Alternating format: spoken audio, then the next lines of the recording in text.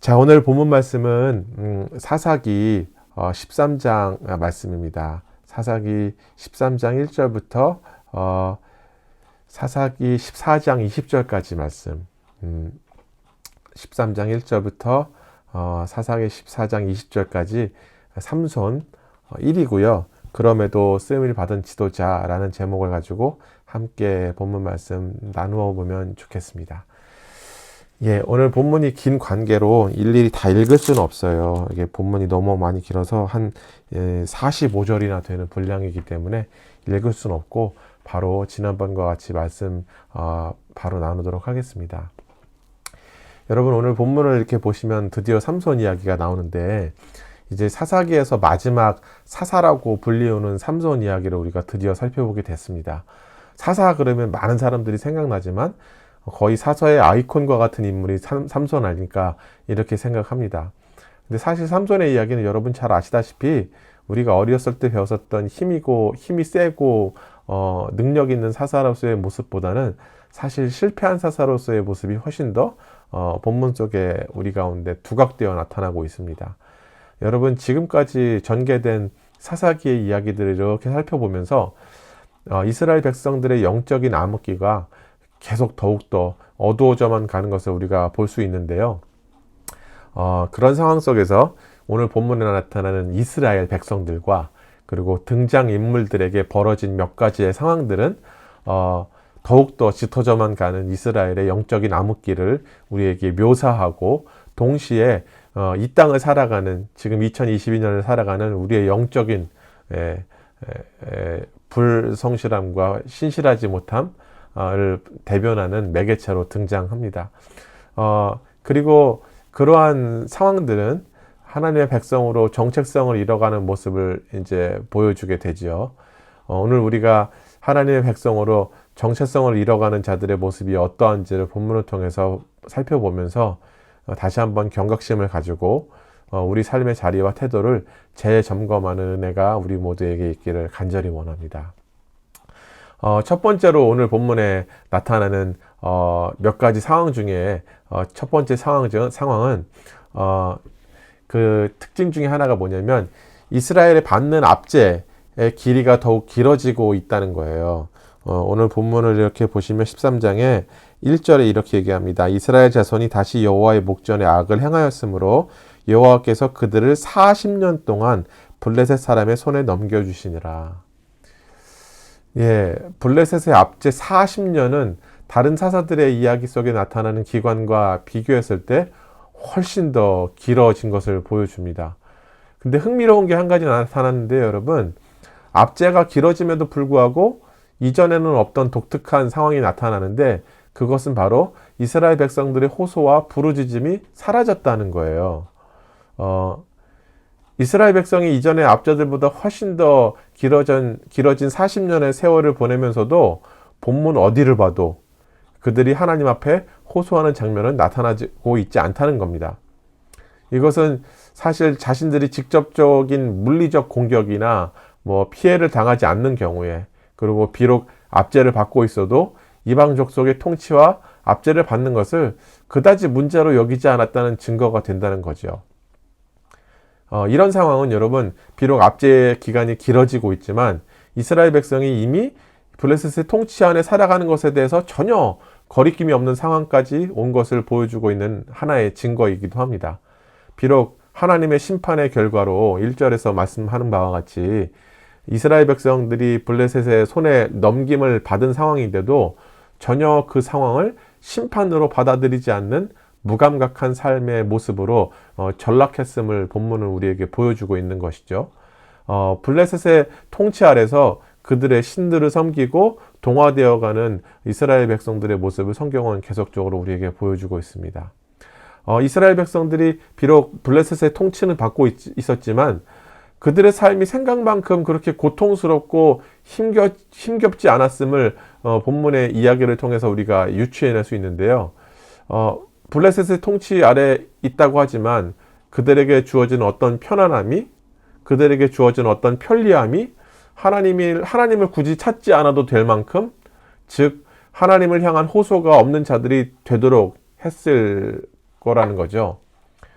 기드온의 이야기 속에 등장하는 미디안 족속의 압제와 횡포, 그리고 오늘 우리가 살펴보는 본문 앞에 있는 이야기인 입다이 이야기 속에서 나타났던 암몬과 블레셋 쪽 사람들의 폭력 앞에서는 이스라엘 백성들이 막 부르짖고 심지어 하나님과 대화까지 하는 장면이 나타났지만, 오늘 본문 초반에는 전혀 다른 이스라엘 백성들의 모습을 보여주고 있다는 것입니다.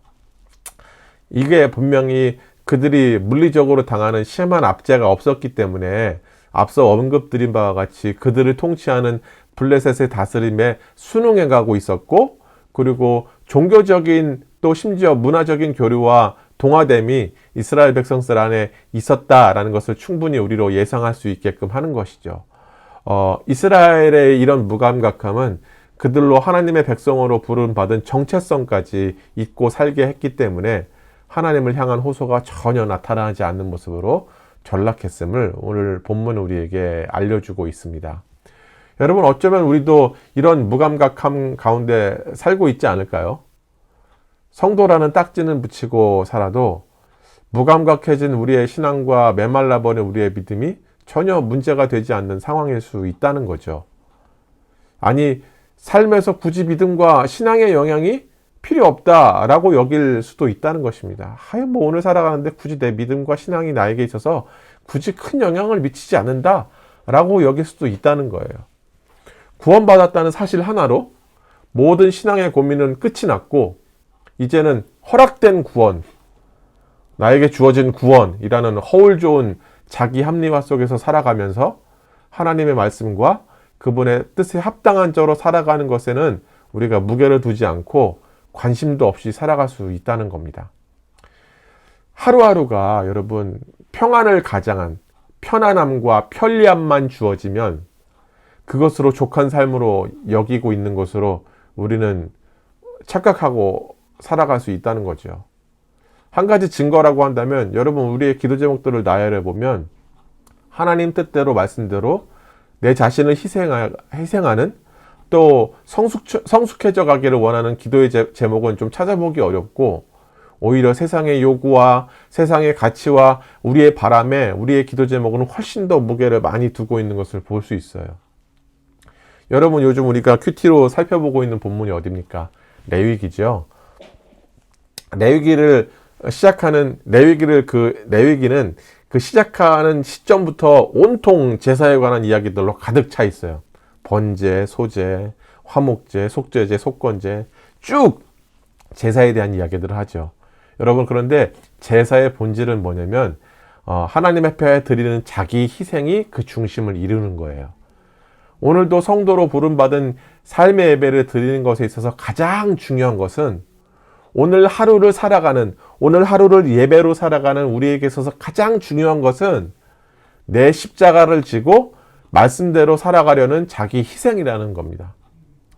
여러분, 이 땅에 발붙여 살아가는 동안 사실 여러분 세상 사는 걱정에서 자유로울 수 없죠. 그 누구 하나 사는 걱정 안 하는 사람이 있겠습니까? 모두가 사는 걱정하죠.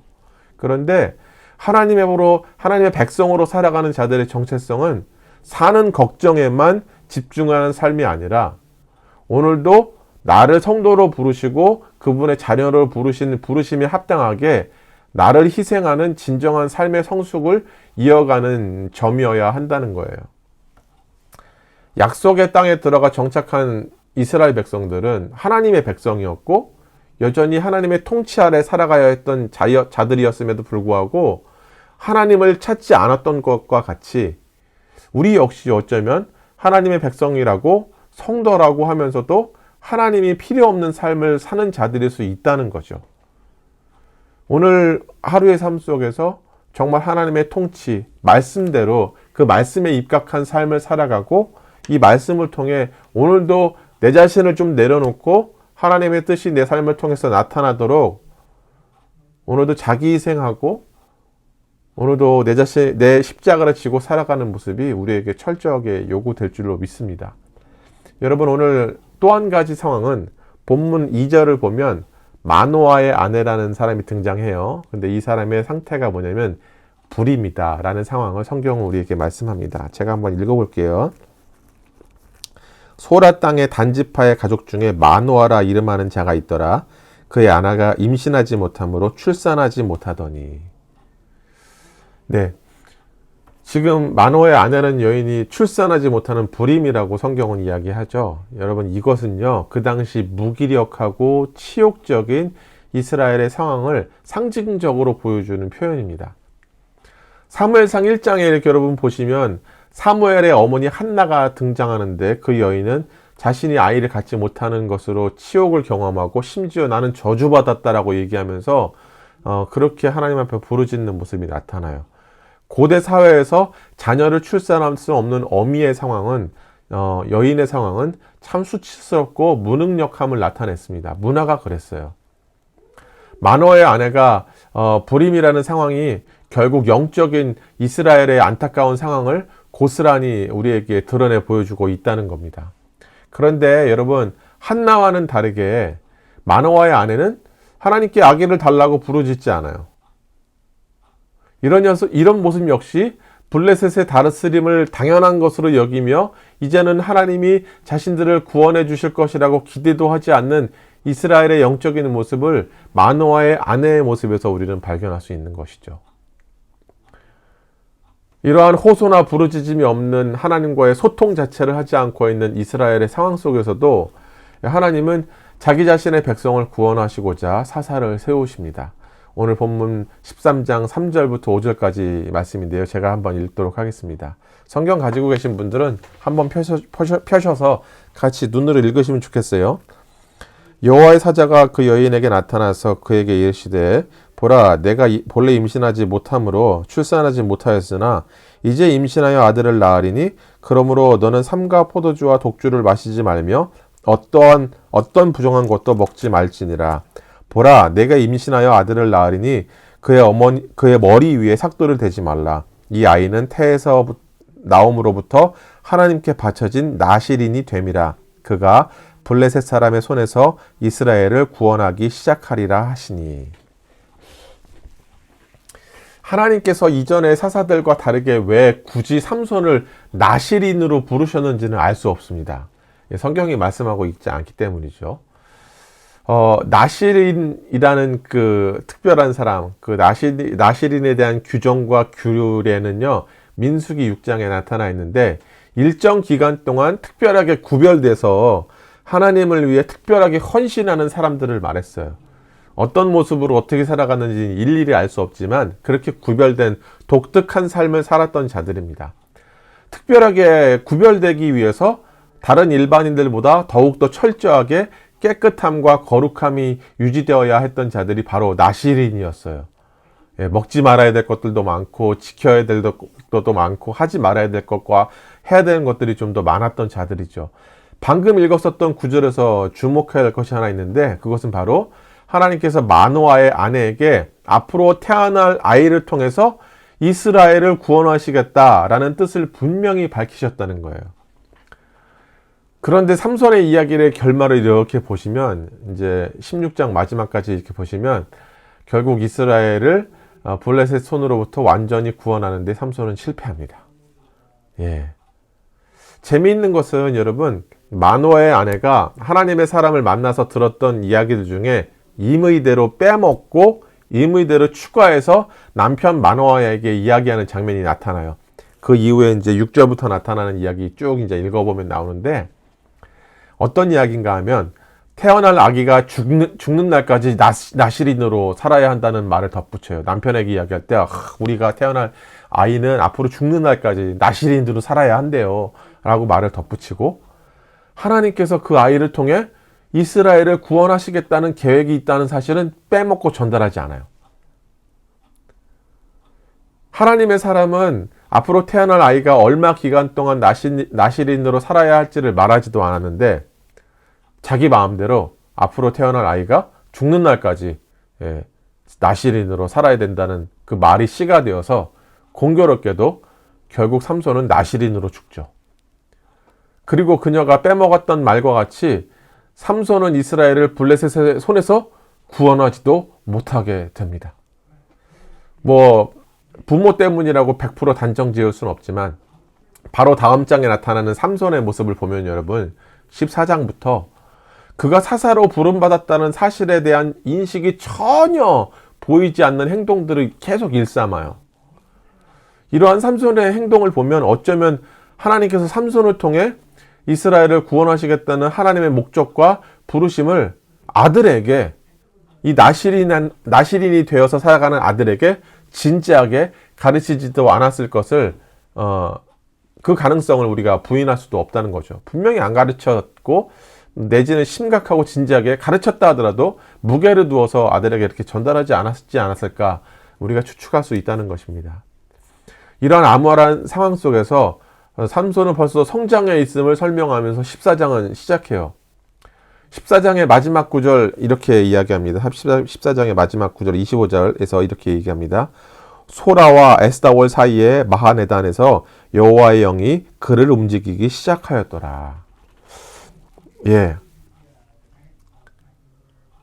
이렇게 여호와의 영이 삼손을 움직이기 시작했다라고 말씀하면서 기대감을 불러일으키죠. 하지만 이스라엘을 구원할 사사를 기대하던 독자들은 삼손이 딥나라는 도시에서 블레셋 여인을 보고 와서는 결혼하겠다는 황당한 전개를 독자들은 마주하게 되죠. 사실 여호수아서 19장 43절을 보면 이 딥나라는 지역은 단지파에 할당되었던 지역이었으나 삼손 시대에는 블레셋이 이 지역을 차지하고 있었다는 것을 알고 있어요. 왜냐하면 그 지역에 살고 있었던 블레셋 여인을 마음에 들어서 그 여인과 결혼하려고 했었던 삼손의 모습이 나타나 있기 때문에 그렇죠. 삼손은 딥나로 내려가서 딥나라는 도시를, 그 지역을 블레셋에서 손에서 찾아오려고 딥나로 내려가는 것이 아니라 오히려 블레셋 여인을 아내로 삼아 데려오고자 딥나로 내려가는 어처구니 없는 상황을 성경은 우리에게 말씀합니다. 하나님의 백성으로 정체성을 잃었던 이스라엘이나 사사로 부르심을 받았는데도 자신이 사사로서 나실인으로 살아가야 할 정체성을 잃어버렸던 삼손은 자신들을 부르신 하나님의 목적과 삶의 방향을 온전히 잃어버리는 모습을 본문은 우리에게 고발하고 있는 것이죠. 14장 3절을 보면 삼손이 이렇게 이야기합니다. 제가 읽어드릴게요. 그의 부모가 그에게 이르되 내 형제들의 딸 중에서나 내 백성 중에 어찌 여자가 없어서 내가 할례 받지 아니한 블레셋 사람에게 가서 아내를 맞이하려 하느냐 하니 삼손이 그의 아버지에게 이르되 내가 그 여자를 좋아하오니 나를 위하여 그 여자를 데려오소서 하니라. 참, 여러분, 내가 그 여자를 좋아하오니 라는 표현을 하는데요. 이것을 히브리어 그 원문을 직역하면 이렇게 해석할 수 있다고 합니다. 내 눈에 보기 좋기 때문에 그렇습니다. 이렇게 이야기하는 삼손의 말에서 사사기에서 이스라엘의 영적 상태를 잘 보여주는 문장, 제일 마지막 구절이죠. 사사기 제일 마지막 구절. 그때에 이스라엘에 왕이 없으므로 사람이 각기 소견에 오른 대로 행하였더라. 내 눈에 보기 좋기 때문입니다 라고 말하는 이 삼손의 말은 결국 이스라엘 백성의 영적인 상태를 보여주는 말인 21장 25절과 맥락을 같이 해요. 정체성을 잃어버린 사사, 정체성을 잃어버린 하나님의 백성의 삶은 결국 자기 소견과 자기 생각에 옳은 대로 살아가는 모습을 보여줍니다. 왜냐하면 그들의 삶에 하나님이 자리하시지 않기 때문이죠. 아니, 정확하게 말씀드리면 하나님께서 자리하시지 못하도록 막고 있었기 때문이다 라고 우리는 생각할 수 있죠. 큐티 본문인 레위기를 또다시 이렇게 언급하면 여러분, 레위기는 이 땅을 살아가는 하나님의 백성들을 위한 생활 지침서다라고 말씀드릴 수 있어요. 레위기가 왜 지금 이 시대를 살아가는 우리의 생활 지침서인가? 왜 그 당시를 살아갔던 하나님의 백성들의 생활 지침서인가 하면 레위기는 하나님의 백성이 자신들의 정체성을 잃지 않도록 끊임없이 가르치고 또 가르치고 알려주고 있기 때문에 생활 지침서라고 말할 수 있는 것입니다. 더 나아가 레위기는 하나님의 백성이 이 땅을 살아가는 방법을 세세하게 기록해 놓았고 레위기는 1장부터 제사라는 도구로 하나님이 어떤 분이시며 하나님의 백성은 그 하나님을 어떻게 예배해야 하는지로부터 포문을 열고 시작하고 있어요. 즉 오늘 본문에서 보여주는 것과 레위기의 내용을 연결해서 이렇게 생각해 보면 날마다의 삶을 예배와 제사로 살아야 한다는 의미는 우리가 하나님의 백성이요 부르심을 받은 성도로 매일매일 우리의 정체성을 재확인한다는 의미가 포함된다는 것입니다. 여러분, 우리의 오늘은 내일을 더 잘 살기 위한 우리의 오늘은 내일을 더 윤택하기 위한 또 다른 날이 아닙니다. 우리의 매일매일은 오늘을 예배로 살아야 하는 우리의 정체성을 날마다 확인하는 자리이며 현장이 되는 것이죠.